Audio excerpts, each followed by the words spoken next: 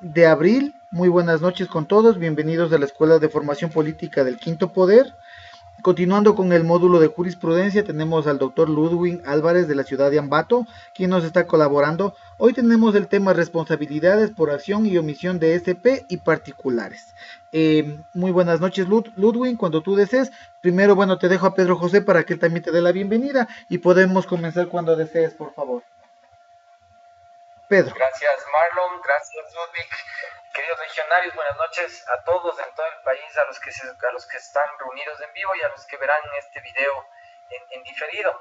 Es muy importante el proceso que llevamos a cabo y quiero agradecerle a Ludwig y a través de él a todos los expositores que nos ayudan en este proceso de formación continua de los legionarios y de la ciudadanía. El día de hoy, bueno, ya lo ha dicho Marlon, vamos a hablar de temas que tienen que ver con la responsabilidad de los servidores públicos, pero más allá de eso también de los ciudadanos.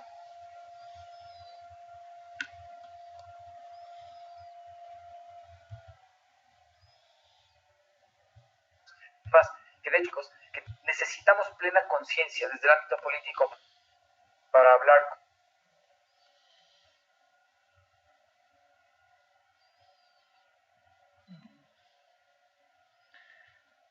a todos. Quiero agradecerles por estar presentes, a Fabricio Reyes, que me acompañó el día de hoy en la Universidad de Northeastern en una presentación que hicimos el día de hoy sobre liderazgo. Gracias por haber estado ahí, Fabricio, también. Y a todos, bienvenidos. Después de la charla de Ludwig, vamos, creo, también a hacer un acercamiento a algunos de los paquetes de leyes de inversión. Así que nos vemos un poco más tarde después de la intervención de Ludwig. Un abrazo a todos. Ludwig, ahora sí, continuemos, por favor. Encantado, muy buenas noches, estimado Pedro José, un gusto saludarte. Anhelo que la salud de la señora esposa esté en franca mejoría para congratulación de todos quienes los apreciamos. Bueno, entonces, estimados y distinguidos amigos, decíamos que las responsabilidades por acción y por omisión, y tomando las palabras de Pedro José, efectivamente no solo implican o comportan, en este caso, al desempeño de los servidores públicos, sino que también, fundamentalmente, implica mucha responsabilidad para los privados. ¿Por qué? Nosotros vemos, por ejemplo, recordarán ustedes el caso de Odebrecht. Entonces, ¿qué pasaba con esta, si se quiere, con esta firma brasilera, en la que el famoso Conceição Santos apareció y que permitió que tengamos a un vicepresidente de la República tras las rejas y que esta persona o este personaje siga siendo todavía producto de la privación de libertad? Entonces, es fundamental que tomemos en consideración que existe mucha responsabilidad por parte de los terceros. Muchas veces decimos que, bueno, me salió un contrato para la remodelación, readecuación, licitación, un concurso por lista corta, tenemos nosotros un proceso de contratación pública diversa, en el cual hemos sido adjudicatarios, vamos, firmamos un contrato y automáticamente ya somos contratistas estatales y estamos muy contentos. ¿Por qué? Porque tenemos ciertamente, ¿qué cosa? Tenemos la posibilidad de generar mayores o incrementales niveles de satisfacción, obviamente, para la familia. Pero lamentablemente esto no se circunscribe solamente en aquel. Nosotros podemos evidenciar que existe muchísimas cosas más allá. Porque si ese contrato, por decirles algo, en alguna parte de la zona centro del país, no voy a especificar dónde, tenemos nosotros gravísimos inconvenientes. En regímenes anteriores se dieron una construcción, por ejemplo, de mercados, ¿no es cierto? Claro, tú me vas a decir con mucha razón, acá se construyen los mercados, pero no por parte del gobierno central, sino de los gobiernos autónomos descentralizados. Tienes toda la razón. Pero ¿qué sucedía? Que sobre la base del brazo financiero, en este caso ¿de quién? Del gobierno nacional a través del Banco del Estado, ahora Banco de Desarrollo, se generaban y se canalizaban los fondos. ¿Fondos para qué? Para que se puedan efectivamente realizar las construcciones pertinentes que tenían que efectuarse. Entonces, distinguidos participantes, esto es definitivamente muy importante que lo tomemos en consideración. Bueno, un poco, efectivamente, para esperar hasta que todos los distinguidos participantes se puedan integrar a este pequeño conversatorio, les voy a hablar un poco de mí. Soy doctor en jurisprudencia, soy también economista, abogado de los juzgados tribunales de la República, licenciado en Ciencias Públicas y Sociales. Me desempeñé como intendente del mercado de valores, también en Quito, también fui intendente de compañías en Cuenca, fui subdirector de normatividad contable en la Superintendencia de Compañías, Valores y Seguros, y fui parte del equipo de alto rendimiento en 2008 que implementó las normas internacionales de información financiera NIF y las normas internacionales de auditoría y aseguramiento NIA en Ecuador, junto con la resolución que le expidió en ese entonces el superintendente de compañías, que efectivamente nosotros la preparamos y que permitió la implementación de los, en primera instancia, de los entes y partícipes del mercado de valores, es decir, que cotizaban en bolsa, y posteriormente el universo societario, que implicaba efectivamente hasta llegar a las entidades societarias o mercantiles que tenían inclusive hasta $800 de capital suscrito o capital pagado. También me desempeñé como director de patrocinio en entonces Banco del Estado, ahora Banco de Desarrollo de Ecuador. Fui también director nacional jurídico del Ministerio de Salud Pública. Tuve un programa de televisión frente a frente con Ludwig, que lo hice en la zona centro del país, he diseñado, he escrito varias obras, diseñé el proyecto de vivienda de interés social, alto rédito político, cero costo, soy coach internacional, estoy certificado por el BID, también por la Escuela Politécnica Nacional de Proyectos de Inversión, también se gestiona a un tema de financiamiento para diversas entidades. Bueno,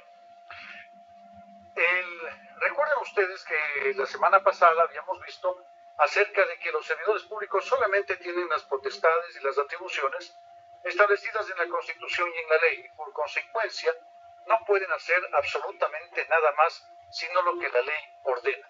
Y en este sentido, el 424 es muy claro cuando determina que todos aquellos actos administrativos que no se encuentren enmarcados, amparados o, en su defecto, debidamente motivados, de conformidad con lo que establece el artículo 76, numeral 7, literal L, de la Carta Magna, indiscutiblemente que son nulos, de nulidad absoluta.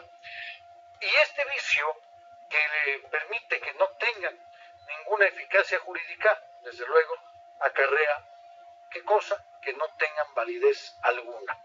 Consecuentemente, nosotros también vimos la anterior ocasión que los actos administrativos deben ser motivados y que esta motivación consiste en la enunciación de normas o principios jurídicos en que se funda y, indiscutiblemente, dentro de ese contexto, el acto administrativo tiene que ser, según la resolución de Corte Constitucional, o en uno de sus fallos, por allá por el 2012, indiscutiblemente debe reunir los requisitos de la comprensibilidad, de la lógica y la razonabilidad.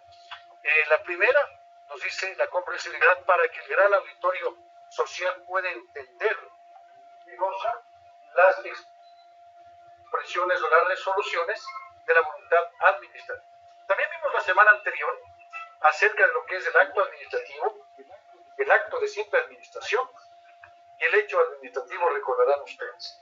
Ahora nos toca encuadrarnos en lo concerniente a las responsabilidades por acción y omisión de los servidores públicos y también del empresariado privado, porque, por citar un ejemplo, hace varios años,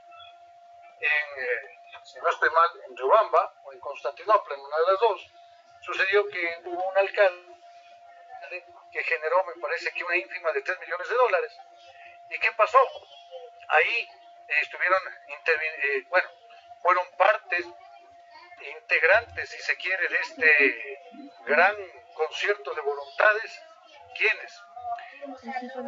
el jefe de compras públicas, el director administrativo financiero, también estuvo involucrado el contador, la tesorera. Desde luego hubo una sanción porque más o menos ahí, si no estoy mal, la ínfima cuantía estaba por el orden de los $5,600 y se les pasó un poquito la mano, se excedieron en un par de ceros e hicieron $3 millones, generaron acreditación en cuenta y ulteriormente manifestaron pues, que ellos no eran los responsables, sino que el responsable era exclusivamente el beneficiario de la acreditación o los beneficiarios de las acreditaciones. Necesariamente, la Ley Orgánica de la Contraloría General del Estado establece determinadas responsabilidades y tenemos las principales, tenemos a los responsables solidarios y también a los responsables que en este caso, si bien es cierto, existen, por ejemplo, los beneficiarios de la acreditación, ¿verdad?, que son efectivamente responsables, ¿qué cosa? Solidarios y subsidiarios. Entonces, ¿qué es lo que sucede cuando la Contraloría viene por pedido de las autoridades o por qué? Porque el tema es eminentemente político, penosamente en Ecuador. Ahí tenemos gravísimos problemas cuando no podemos de manera adecuada efectivamente desvanecer las observaciones. La Contraloría General del Estado se constituye en un tribunal de cuentas, es el máximo organismo que controla, que regula, que establece los mecanismos necesarios para que los sagrados recursos públicos, que son, dicho sea de paso, con la máxima económica pero muy limitados, en tanto que las necesidades son todo lo contrario, son ilimitadas. Por lo tanto, es necesario que los mismos sean empleados, utilizados de una manera racional, óptima u oportuna. Si no estoy mal, la semana anterior habíamos visto que efectivamente era la eficiencia y se decía que no era otra cosa sino el adecuado óptimo uso de los recursos. Por eso la 88 Constitución señala con atención a este particular, que es uno de los principios o criterios que determina la Carta Magna de la contratación pública y también nos habla efectivamente de transparencia, responsabilidad social, responsabilidad ambiental. Pero miren ustedes, distinguidos participantes, que lo fundamental acá implica necesariamente que nos adecuemos al orden normativo.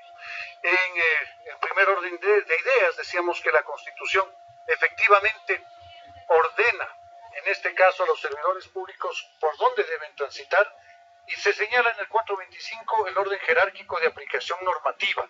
Y dentro de este orden jerárquico nosotros tenemos a la Constitución por encima de todas, absolutamente todas las normas. Posteriormente nosotros vamos a hablar acerca de lo que implica, ¿qué cosa?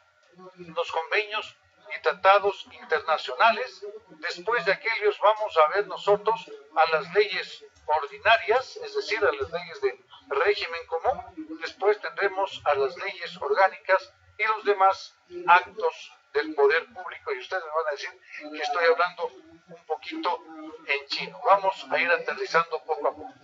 Esta pirámide, distinguidos participantes, es la famosa pirámide de un loco llamado Kelsen. Entonces este señor decía, este tratadista alemán, que por sobre todas las cosas estaba la Constitución, y obviamente el legislador latino, ¿qué es lo que ha hecho? Ha recogido, ha plagiado, porque recordarán ustedes que en la Constitución de la República de Ecuador lo que se hizo fue acoger el Código Andrés Bello, que era un ciudadano chileno que se fue a España y a su vez asimismo vino copiando lo que eran la ley de las 7 partidas, ¿no es cierto?, que recogía parte también del Código Napoleónico y a su vez también estaba recogiendo lo que era el derecho romano. Y una vez que se implementó acá, cuando hablo de las Américas decimos desde Baja California hasta la Patagonia, indiscutiblemente este código chileno, este famoso Código Andrés Bello, fue el que tiene la vigencia y la validez en toda Latinoamérica. Y de ahí nosotros vemos que los precursores del derecho, desde luego, es México fundamentalmente, porque a México le copian directamente Argentina y Colombia. Y después de que le copian los argentinos y los colombianos, nosotros le copiamos a los colombianos y tenemos figuras tan interesantes como por ejemplo el femicidio. Figura penal que no sé para qué está efectivamente redactada, porque a la postre lo único que hace no es otra cosa sino generar espectacularidad cuando se tiene una asamblea con la mayor parte dominante de mujeres y que el legislador sale con una sandez de esta naturaleza. Señala que en la legislación penal se reconoce la existencia de las personas y mujeres. Entonces, consecuentemente, vemos que las mujeres no son personas. Eso hizo la Asamblea de Ecuador y penosamente todavía está recogido en ese sentido. Pero bueno, más allá de aquello, vemos nosotros, por ejemplo, que la legislación penal que consagra al peculado, cohecho, concusión, enriquecimiento ilícito privado, está enmarcado en lo que es una norma o ley orgánica. Y esta norma o ley orgánica no es otra cosa, y para que lo identifiquemos claramente, ¿cómo saber si una ley es orgánica? Simplemente nos iremos al intitulado. Si te dice Ley Orgánica de Servicio Público, es una ley orgánica. Si te dice Código Orgánico de Organización Territorial, Autonomía y Descentralización, es una ley orgánica. Si te habla de la LOE, la Ley Orgánica de Empresa Pública, es una ley orgánica. Si te habla de la Ley Orgánica de Educación Superior, la LOES, es una ley orgánica. Entonces, todas las leyes que dicen orgánicas, obviamente, son eso, orgánicas.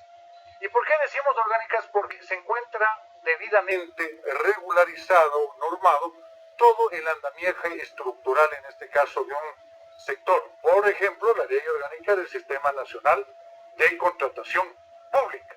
Miren ustedes.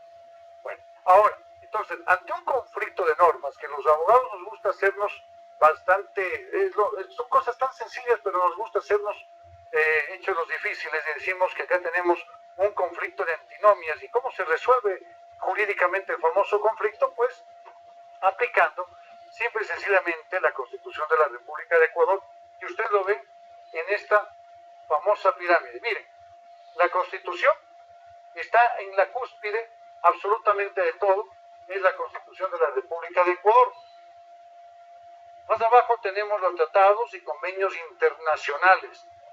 Estos son de obligatoria observancia en territorio ecuatoriano y solo por excepción, cuando se trata de materia de derechos humanos, prevalecen inclusive por sobre la Constitución. Pero esto es extremadamente excepcional. Y claro, en este caso debemos tomar en cuenta que estos convenios y tratados internacionales deben estar debidamente ratificados por el Estado ecuatoriano, caso contrario, indiscutiblemente que adolecen de legalidad alguna. Lo que veíamos, miren ustedes, las famosas leyes orgánicas.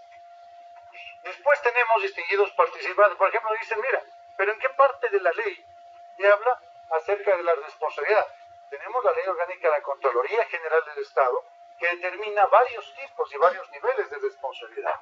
Por ejemplo, la responsabilidad administrativa. Si tú eres un servidor público e inobservaste, vamos a un caso práctico, los viáticos. Cuando ustedes, siempre se les capacita a los auditores de Contraloría y al profesional o al futuro profesional de auditoría de la siguiente manera. Debes tener necesariamente el escepticismo profesional. Pues yo fui catedrático universitario en la Pan American University en Cuenca, en contaduría y auditoría. Y se les dice qué cosa. Tienes que tener escepticismo profesional. Es decir, no debes creer absolutamente nada, porque siempre, siempre, siempre habrá algo que está mal. Habrá algo que está mal. Por ejemplo, vamos a parafrasear. Hoy está de noche y no tenemos un café. Algo está mal. Pero ya lo vamos a solucionar. Entonces, otro tema.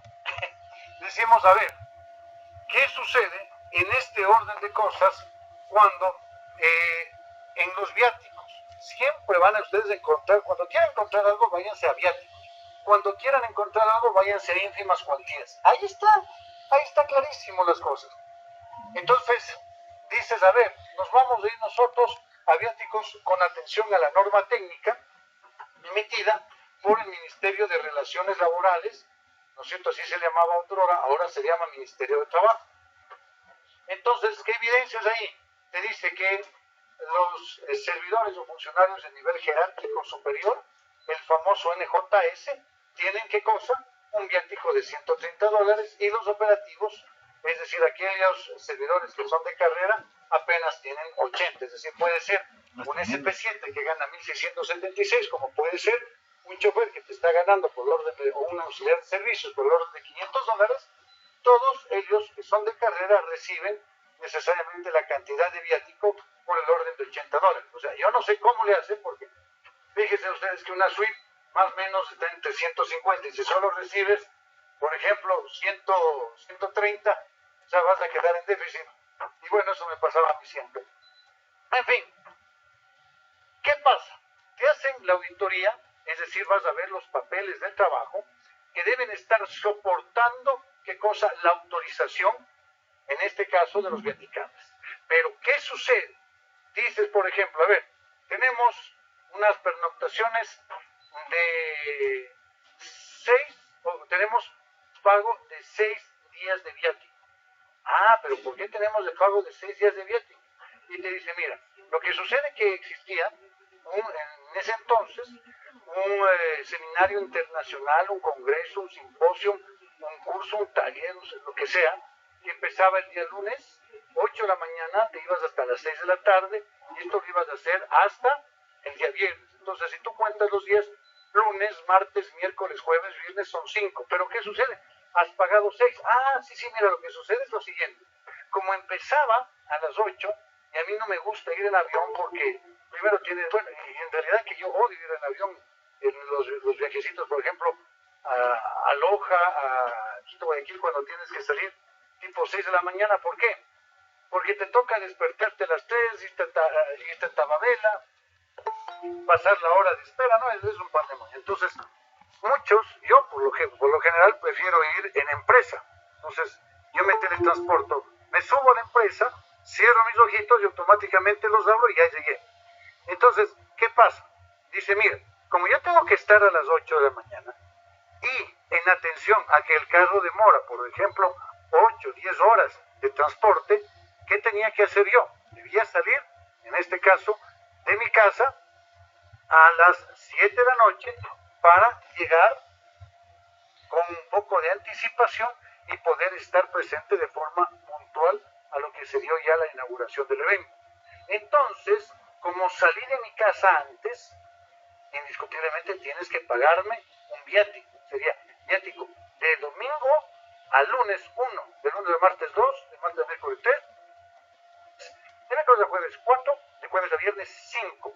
Bueno, ya, está bien, te entiendo. Oye, pero ¿por qué 6? Ah, no, mira, lo que pasa es que ya el seminario se acababa a las 6 de la tarde de viernes. Esos seminarios son espectaculares, ¿verdad? Porque te permite conocer varios sitios. Bueno, ¿qué sucede? Tienes este evento, sales 6 de la tarde, tienes que regresar, por ejemplo, en este mismo transporte. ¿Qué pasa? Tú coges, ¿verdad? El autobús. Entonces ese autobús sale a las 12 de la noche y llegará a las 8 de la mañana, ¿verdad? Pero dice, no, ¿por qué usted no salió antes? Ah, sí, tienes razón, aquí efectivamente está la hora. Y yo salí, por ejemplo, 8 de la noche. Ah, ya, 8 y 8, 16, y te moverás más 8 horas. Entonces usted llegó a las 4 de la mañana. Así es, yo llegué a las 4 de la mañana. Perfecto, pero la norma técnica de viáticos establece que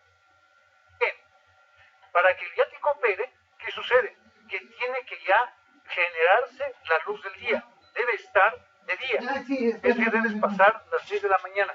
Pero como llegaste a las 4, a las 5 y media, etcétera, no opera y el viático. Y te dice también el viático que tiene que ser con una distancia de no menos de 100 kilómetros. Entonces, si no cumple estos requisitos, automáticamente, ¿qué sucede? Mire, fíjese que este viático de este día está mal pagado y tiene que generarse, primero que nada, ¿qué cosa?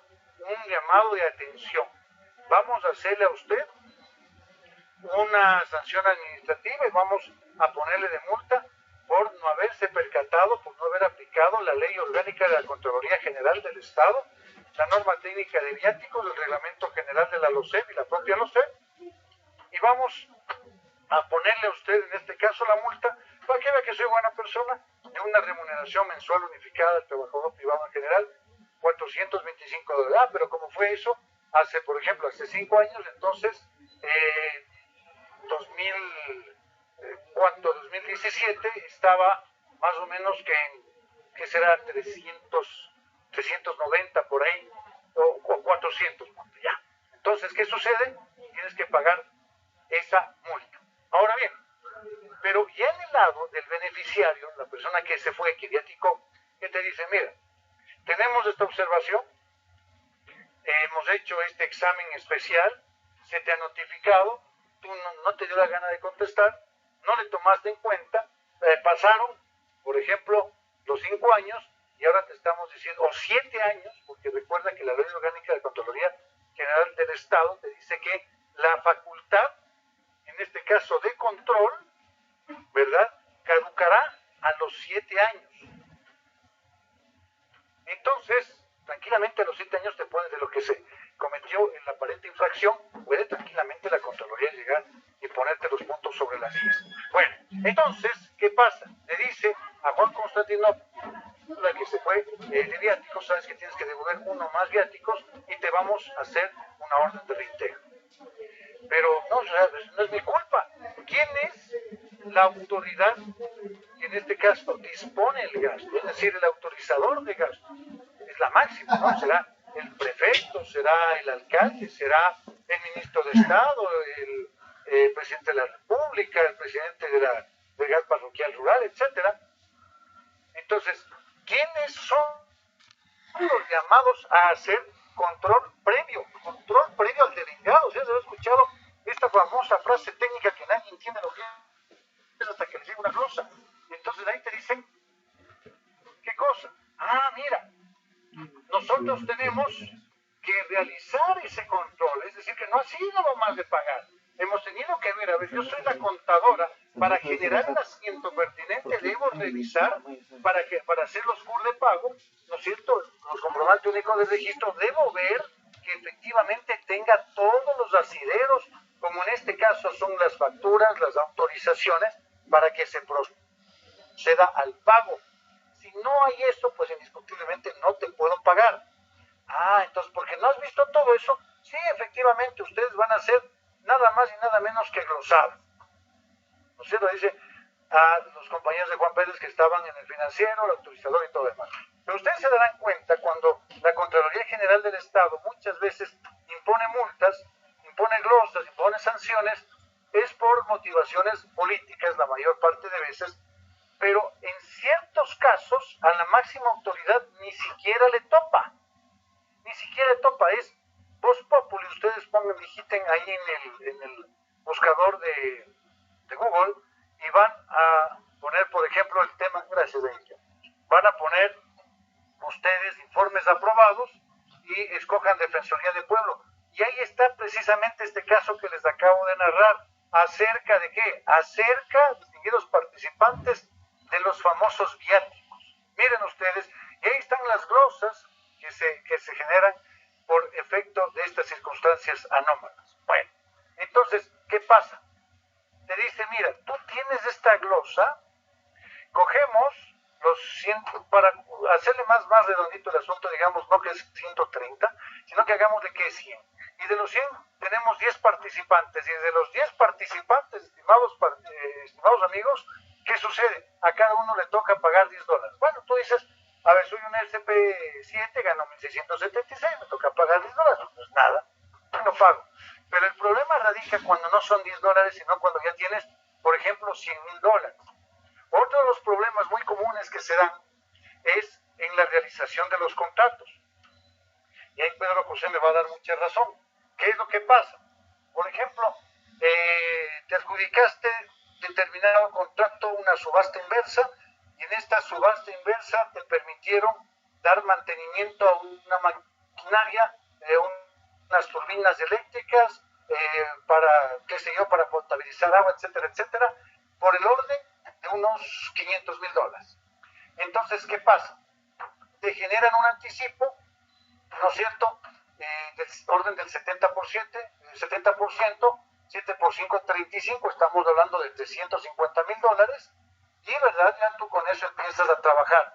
Pero, oh sorpresa, el momento que tú dices, mira, yo te voy a dar una garantía por el buen uso del anticipo del orden del 100%, no porque sea buena gente, sino porque eso lo ordena la ley, y de otra parte voy también a generarte una garantía del orden del 5%, ¿no es cierto?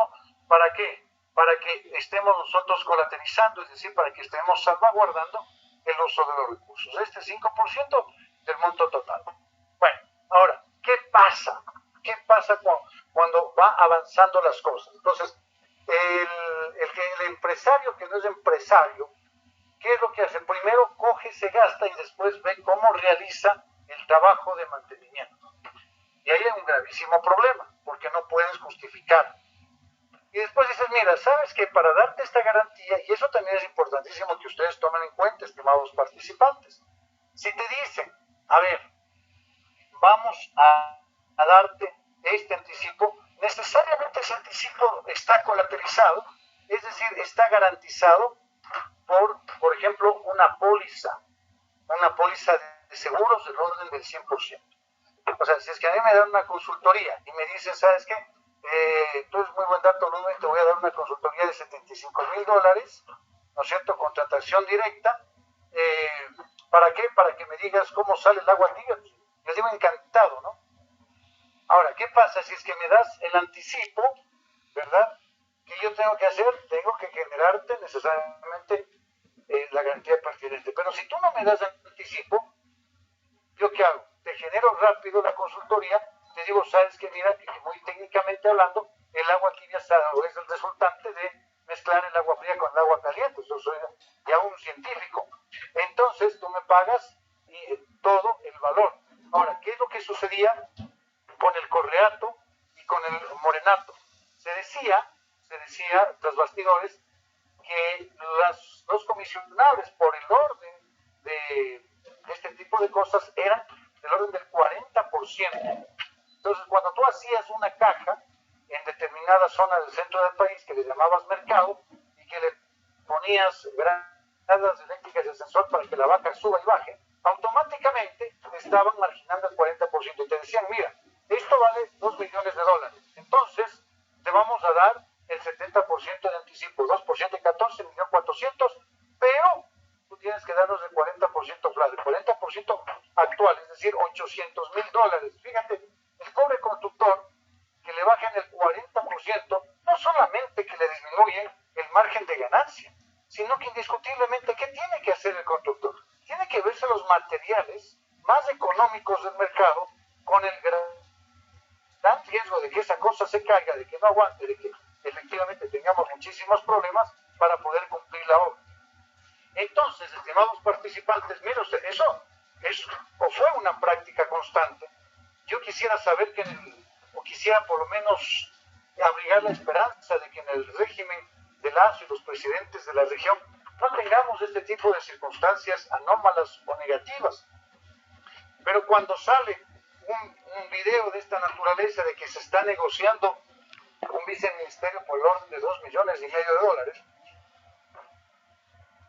ciertamente que te llama la atención y que cada vez te defrauda más la gente y la clase política, porque hay que ser honestos. Por eso ustedes tienen esta gran posibilidad y aplaudo muchísimo la intencionalidad de su principal, Pedro José Freire, desde luego de la excelente coordinación de Marlo, para que se pueda, antes de que ustedes lleguen a ocupar puestos de valía en la administración pública, que necesariamente tengan el conocimiento necesario para evitar todo este tipo de prácticas que desde luego riñen con la moral.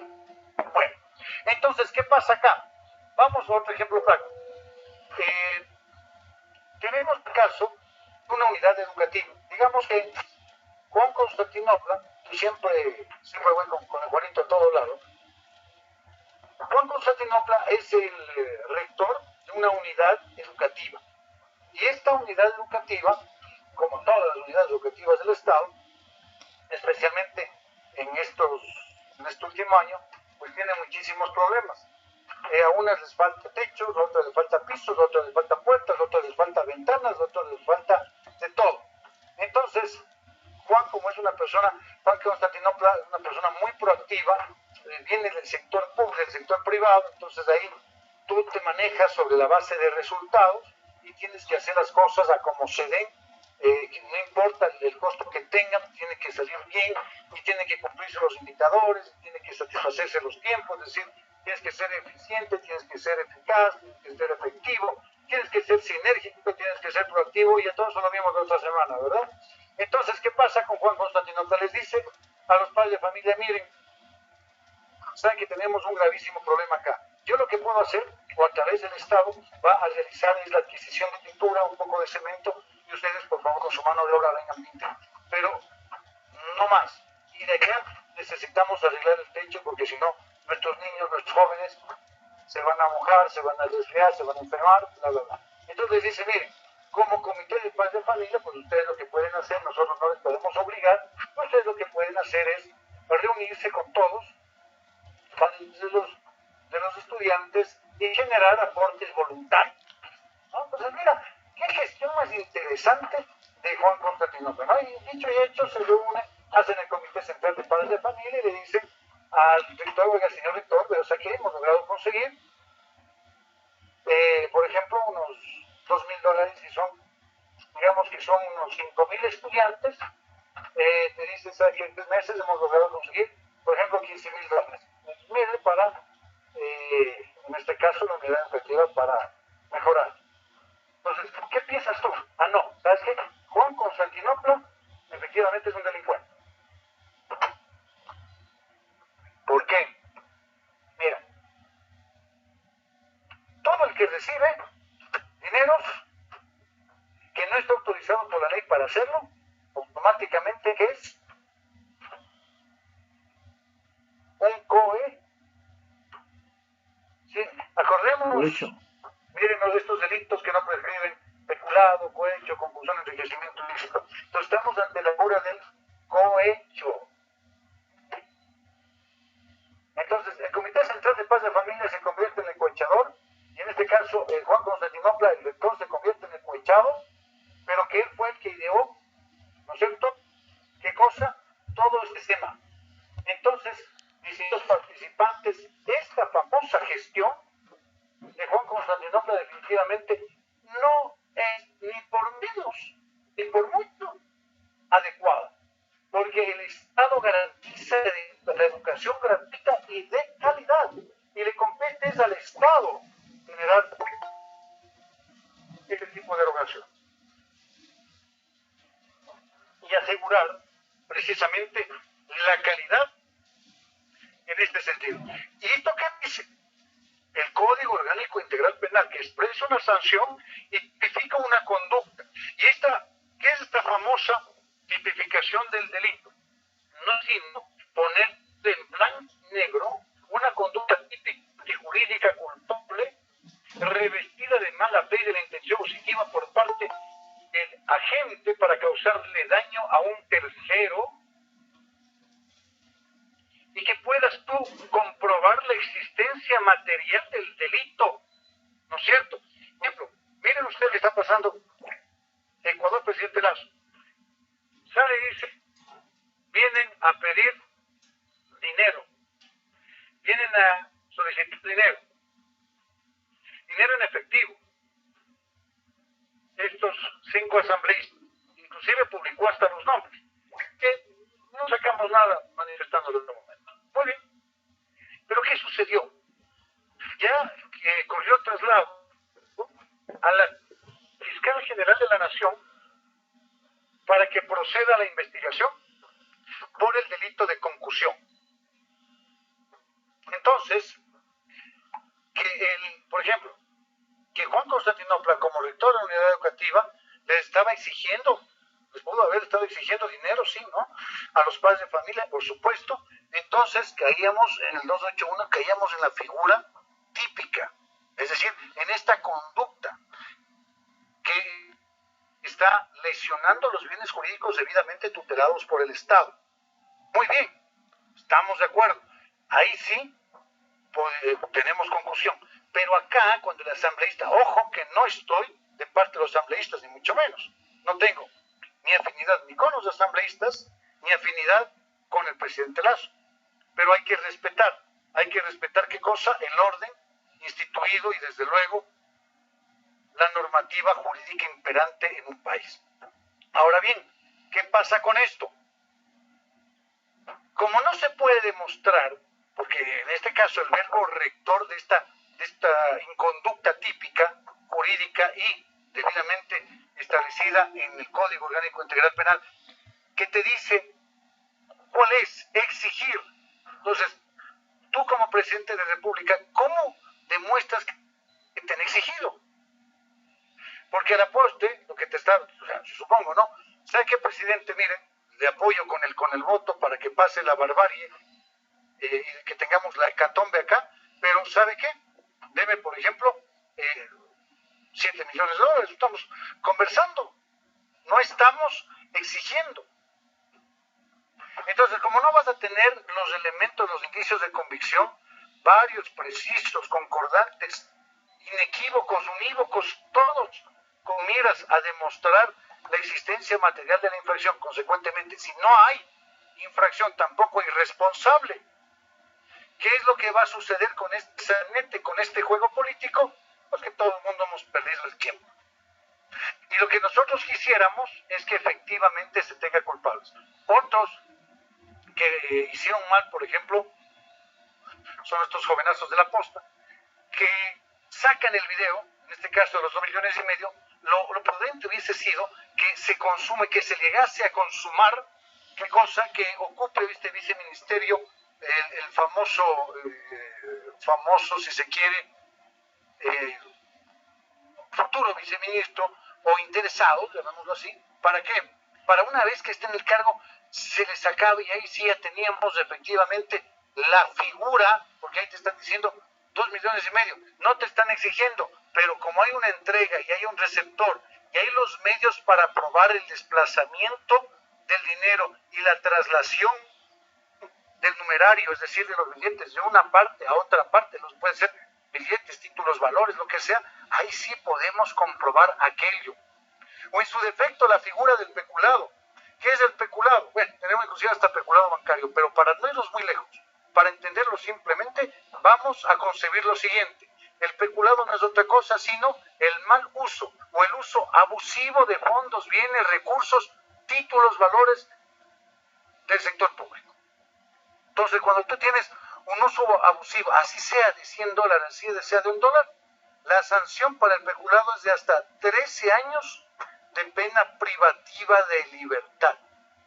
Mira, entonces son cosas gravísimas de las que puede incurrir un servidor público, cosa que ahí te pones a pensar, oye, ¿será que efectivamente me arriesgo a irme al sector público para estar después arriesgando todo el patrimonio de mi familia, todo el patrimonio que yo lo he realizado? Entonces yo te voy a, me preguntaba la otra semana un distinguido amigo de acá de este foro, y decía, mira, ¿cuál es la recomendación que tú nos das? Y una de esas recomendaciones que hay que darlas es la que siempre me decía mamita a mí, cuando yo fui intendente de compañías en Cuenca, me decía, por todo lo que firmas tienes que leer. Y ese bendito consejo me hizo pasar muy mal porque no salía los fines de semana, pasaba solamente en despacho, no tenía vida social.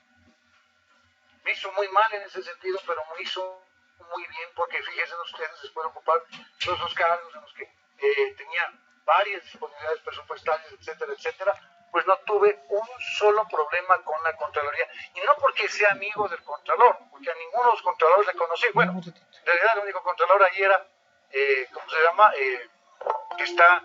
Que le cogieron preso en Estados Unidos. ¿Dónde? No es Pablo Celia de la Torre, el anterior Polit, ¿no? Carlos Polit. Lo conocí una vez en el aeropuerto de Guayaquil, pero nos saludamos, pero nada más. Entonces, no es que yo no tengo no tuve glosas porque me llevaba con él o porque le di a alguno de los asesores 50,000, 200,000 dólares en un maletín. No, nada de eso. Simplemente me enfoqué en hacer eco de lo que decía mi mami.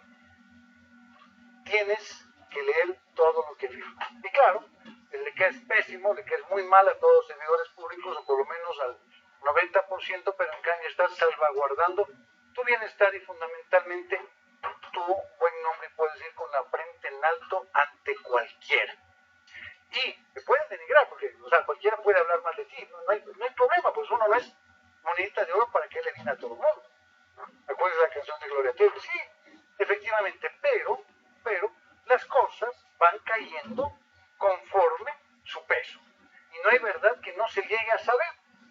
Miren ustedes, estimados participantes, entonces, por favor, mucho cuidado con lo que ustedes van a hacer o van a dejar de hacer. Todo cuando sean servidores públicos, o si es que ya lo son, todo lo que hagan o que dejen de hacer, tiene que estar amparado en la norma. Si no está en la norma, si tú no lo lees, y tú te cercioras que esté vigente, además, simple y sencillamente no lo hagas. No lo hagas. Y cuando tengas la posibilidad de estar de autoridad nacional, seccional, local, etcétera, siempre la mejor sugerencia en todas es no lleves a tus amigos y asesores. Porque, ¿qué saben tus amigos de la parte técnica? Bueno, pueden saber mucho, ¿no? Si es que efectivamente tienes amigos ligados, por decirte, al sector de la construcción y tú vas de director del MIDUBI. Pero lo importante es que tú tengas asesores que sepan la materia para que no permitan que tú des pasos en falso. Porque ser asesor es muy bonito, es una cosa muy chévere. Tú como asesor, a fin de cuentas, no tomas ninguna decisión. Tú como asesor, al final del día, lo único que haces es muy sencillo, simple y sencillamente sugieres, ¿no? ¿Sabes qué? Sugiero que se haga así, sugiero que se haga asado, sugiero que se haga cocinado, y después cuando te ves de los 5 años con la autoridad le dice, oye, pero ¿por qué me hiciste este daño? ¿Por qué no me dijiste lo que iba a pasar? Ah, no, mira, yo te dije, te puse las opciones, pero el que escogió era tú. Además, tú eres la máxima autoridad, no yo. Entonces, distinguidos participantes, mucho cuidado con eso. Hay que ser responsables y hay que ser cívicamente solidarios, pero básicamente solidarios con uno y con su familia, en el sentido de que si tú generas inconductas, eso se llama corrupción, indiscutiblemente va a haber una pena, indiscutiblemente va a haber una sanción. Entonces, cuando ejerzas un cargo, no te digo que vayas sabiendo el cargo, no, porque pueden darse muchas oportunidades, muchos horizontes, pero una vez que llegues al cargo debes prepararte, tienes que hacerlo. Y tú vas a ver que vas a salir revestido, si se quiere, no de impunidad, sino de un halo de protección jurídica. Entonces puede pasar lo que sea. A mí la Contraloría me estuvo molesta durante 5 años. Todos los años me preguntaba, doctor, díganos dónde vive, cuál es el número actualizado, su casa, su médico, etc. Todos los datos. Entonces, uno como autoridad que ya salió, está dando todos los datos. Y no pasa absolutamente nada, estimados participantes. Miren ustedes cuán importante entonces es que sepamos manejarnos dentro de la cosa pública. Y en este orden de cosas, como ya vemos nosotros, estas famosas leyes orgánicas tienen supremacía con atención a las leyes ordinarias. Por ejemplo, una ley ordinaria es la codificación del Código de Trabajo. Una ley ordinaria es la codificación del Código Civil. Entonces, como estas leyes son de menor rango, menor de jerarquía, ¿qué sucede? Cuando existe conflicto entre normas, se aplicará la norma más favorable a quién. La Constitución es clara y habla del principio prominente. Cuando tengas conflicto, por ejemplo, en las normas laborales, aplica 326.3 y te dice qué cosa. Aplicarás la norma laboral que más beneficie o apoye los derechos laborales del trabajador. Y en general, aplicarás la norma más benigna al administrado o al ciudadano. Y cuando tú como servidor público te encuentras en esta dicotomía, por decirles un ejemplo, la Ley Orgánica del Servicio Nacional de Contratación Pública te habla en el 52.1 acerca de que tienes el porcentaje de 0.6 veces 0.2 del PIB del presupuesto inicial por efecto de ínfima cuantía. el Reglamento General y la codificación de resoluciones expedidas por el CERCOP te dice que es de ese porcentaje, pero puede ser igual o inferior, en tanto que la ley te dice inferior. No te dice igual o inferior, te dice solamente inferior. Entonces, cuando existe esta confrontación, ¿qué tú haces? Tú aplicas esta famosa pirámide de Kelsey, ¿no es cierto?, de la jerarquía normativa, y te das cuenta, ¿qué cosa? Te das cuenta que en esta jerarquía normativa, pues indiscutiblemente, hemos tenido nosotros la aplicación de este conflicto entre reglamento y, ¿qué cosa?, y la ley orgánica. ¿Cuál es el que prevalece, distinguidos participantes? Miren ustedes, acá tenemos nosotros a las leyes orgánicas y acá tenemos a los reglamentos. Miren ustedes, por acá están los reglamentos. Entonces, ¿cuál aplicaremos ante este conflicto de normas? Las leyes orgánicas. ¿Ok? Entonces, ya sabemos. Ahora, usted me va a decir, mira, ¿qué sucede? Tenemos un jefe prepotente, tenemos una autoridad que nos dice, nos hace una serie de cosas y que hagamos determinados actos administrativos que sabemos que están mal, pero nos exige y si no, pues nos va a desvincular. Entonces, mira, muy simple, aplica la Ley Orgánica de la Contraloría General del Estado, la Ley Orgánica de Servicio Público y el Código Orgánico Administrativo, que te permiten, con beneficio de orden, discusión, ¿qué cosa? Generar la disposición de la alta autoridad o de la autoridad, a pesar de que sea ilegal, sobre la base de la observancia irrestricta de esos artículos. Y tú automáticamente quedas libre de toda culpa. Solamente me resta indicar, es muy amplio el tema, ¿no? Pero ustedes ven que el tiempo es demasiado corto. Solamente me queda indicar, estimados participantes, en este punto, que es importante destacar que las obligaciones y las responsabilidades no se extinguen y en este caso no prescriben de los delitos de peculado, cohecho, concusión, enriquecimiento ilícito privado. Así que tengamos mucho cuidado para hacer las cosas. En el momento que ustedes estén ejerciendo los cargos públicos, tomen en cuenta que existen también salvedades que les pueda permitir mantener su trabajo y cumplir con las disposiciones de las autoridades, aun cuando estas disposiciones emanadas por autoridad competente sean ilegítimas. Miren ustedes, entonces, por eso es importante tener siempre un buen asesoramiento. Listo, estimados participantes. Marlon, no sé si es que se apertura un foro rápido de preguntas para con todo gusto solventarlas. Bueno, muy amable Ludwig. Ahora sí, si es que de pronto alguien quiere realizar alguna pregunta, estamos abiertos. Y si no, igual para continuar con la exposición igual de Pedro José.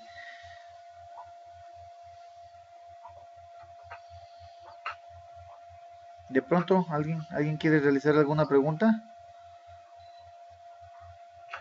O todos entendieron o ninguno entendió nada. Una de dos. Han estado calladitos. Lo que pasa es que hoy igual hay también personal nuevo. Y bueno, y también los términos legales como que son un poco más difíciles para las personas que no tenemos conocimientos de lo que es abogado. Entonces creo que también tiene algo eso. Pero justo ahí tenemos uno, Iván Castillo. Hola Iván, buenas noches. Muy buenas noches, compañeros, con todos. Yo tengo una preguntita. Por ejemplo, lo que estaba conversando el expositor en esto de que, por ejemplo, se va a contar la ley, ¿no? En la norma en que, en este caso, el colegio le pida plata para que funcione, pero y si no se pide el factor económico, no va a funcionar. O sea, ¿cómo se haría en ese caso? Ahorita que estamos nosotros en este tiempo que el sector público no da plata, ¿qué se puede hacer? O sea, no deja de funcionar el establecimiento, ¿o qué sería ahí? Gracias. Muy buena y importante actualidad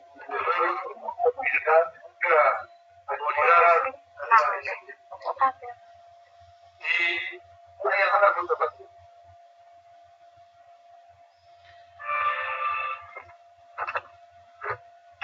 No se escuchó. Estás con dos dispositivos abiertos, creo, el volumen. No, Ya, no, perdónenme, por favor, ahí, ahí sí, ahí les sí. cierro acá. Okay. Ahí estamos. Bueno, entonces estaba manifestando que es muy oportuna la pregunta, y gracias. Gracias, Diego. ¿Qué pasa en este caso? A ver, la gestión, en este caso, de la principal de la unidad educativa, es la que tiene que evidenciarse ante el distrito y ante planta central del Ministerio de Educación y lograr la consecución de recursos. Recursos hay, lo que no existe es gestión. Y hay que hacer las gestiones adecuadas porque el presupuesto está ahí, tienes para mantenimiento, sino que muchas veces como no conocen, como no saben, ¿qué sucede? Dejan simple y sencillamente ahí las cosas y tenemos el perjuicio gravísimo para quienes, en este caso para los diversos alumnos y a los padres de familia, porque date cuenta, en las unidades educativas fiscales tienes una realidad durísima, una realidad durísima. ¿Cuál es esa realidad? Que hay personas, hay familias que no tienen ni siquiera $1 para vivir y les exigen dinero, les exigen plata. Eso se llama, perdón por favor con la expresión, con todo respeto, eso se llama ser corruptos, sinvergüenzas y delincuentes que tienen que ir presos. No se puede permitir.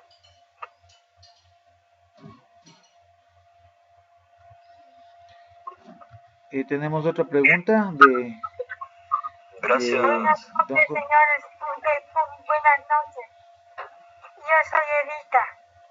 Yo soy una persona de la tercera edad. Yo le llamaba al doctor para saber, yo le di bien que explica hoy.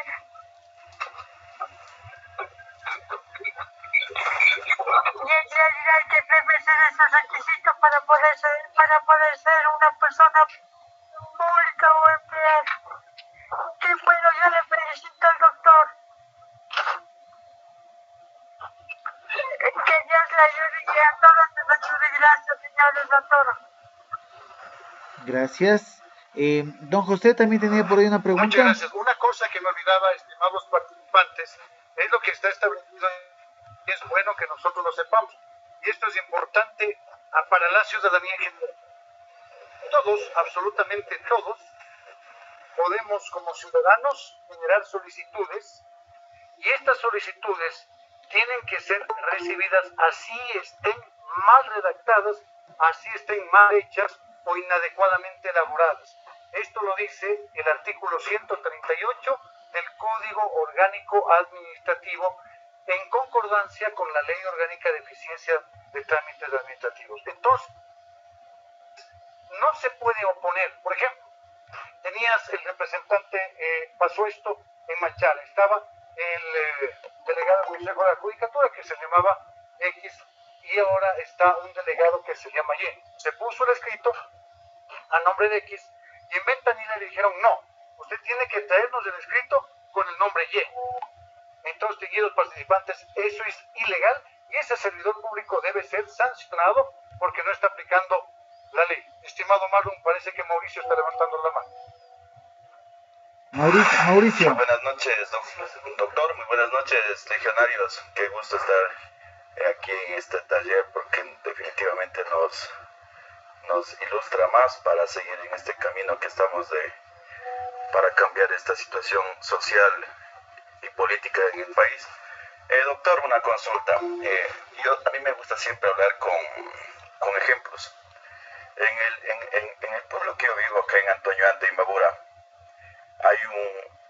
en la administración anterior, estaríamos hablando de cuántos años más o menos, pero bueno, en la administración anterior, aquí en la Junta Parroquial, hubo un gasto de un dinero que hubo de la Junta para construir unos bienes y toda esa situación, unas infraestructuras, perdón. Entonces, le vino una glosa a esta Junta anterior. Pero la Junta de hoy, la Junta como que le socapó, le tapó, le hizo algunos maquillajes por ahí. Y nuevamente como que todo se puso tranquilo y no ha pasado nada. Entonces la pregunta es la siguiente. Si como uno entra algún momento a ocupar esos espacios de la Junta Parroquial, el presidente de la Junta Parroquial, ¿qué es lo que se puede hacer si automáticamente se destapa esa olla de grillos, como podríamos decir, ¿no? ¿Qué es lo que podría pasar, pues? O ¿qué podríamos hacer como autoridades ahí en ese asunto? Por favor, que me ayudes. Muy válida, estimado Mauricio, la inquietud. Lo primero que debes lo primero que debes realizar una vez que te sientas en la silla es generar un oficiamiento a la Contraloría General del Estado solicitando que se realice un examen especial de auditoría al periodo comprendido, ahí le pones los últimos 7 años, con atención a todos los procesos de contratación pública en el gas parroquial rural X y Z. Entonces ahí automáticamente evidencias qué cosa, que no estás siendo cómplice y no estás convirtiéndote también, ¿no es cierto?, en propiciador de los actos inadecuados. Mira tú, qué importante es saber este tema, porque desde luego podemos incurrir en varios actos que efectivamente podrían afectarnos directamente a nosotros. Ahora, porque, mira, si es que cubre estas personas los actos de terceros, con todo el respeto que se merecen, estimados participantes, mira, o sea, es una ignorancia enorme, ¿no? Porque es como, guardando la debida proporción, ojo, un niño coge y arroja una piedra a una ventana y el otro niño se queda viendo y le dice, oye, coge otra piedra, y el otro guagua coge la piedra, y un niño que rompió la ventana cogió, se fue corriendo y el otro se quedó con la piedra. ¿A quién van a culpar? Pues al que tiene la piedra en la mano, al que tiene el cuerpo del delito en la mano. Claro, un niño es inocente. ¿No sé por eso digo? Con las distancias del caso. En este caso, son culpables por omisión. ¿Quiénes? Los que están permitiendo ese perjuicio al Estado. Y como son responsables por omisión, miren ustedes, distinguidos participantes, está incurriéndose ¿en qué? En la figura del peculado. Antes de darle la palabra, les pido mil disculpas porque tengo que retirarme, tengo una entrevista a 8:30, pero voy a resolver una última llamada. Les pido que por favor califiquen esta exposición, esta disertación. Les envío un link con el debido respeto, desde luego, al señor coordinador Amarlo, ahí para que ustedes puedan llenar y pues con toda confianza, si es que efectivamente fue de su agrado o si es que definitivamente no. No sé, había otra inquietud, estimado Marlon, sino para... Creo que por el tiempo nos toca, porque justo hoy día tenemos un doble taller que se coordinó porque por lo general hacemos solamente uno. Bueno, entonces agradecerte, Ludwig, por la exposición, agradecerle igual a Roberto, quien ha ayudado a coordinar con los profesionales de lo que es Tungurahua, agradecer, bueno, a todos los expositores, a todos los profesionales que nos han venido colaborando en la escuela de formación, en todos los temas que vamos realizando. Entonces, creo que eso por el momento, de ahí vuelta para empezar con el siguiente taller, que justamente también tenemos aquí a Pedro José.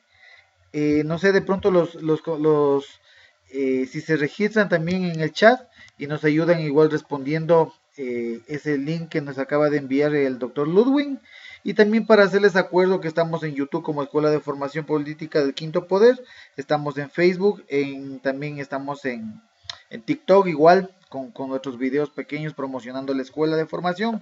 Entonces, creo que eso en general, estimado doctor Ludwig, muchas gracias por la exposición. Entonces, igual si es que también tiene igual usted otro taller, entonces creo que quedamos ahí hasta el día sábado para continuar con el resto.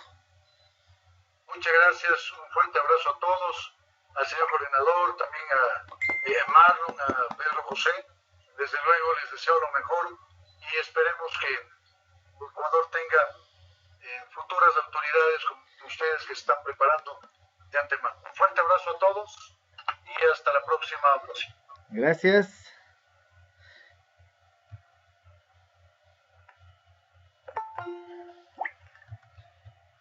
¿Seguimos ahí mismo, Marlon? No, regálenme un minuto nomás para cortar la grabación y abrir otro para colgar doble taller.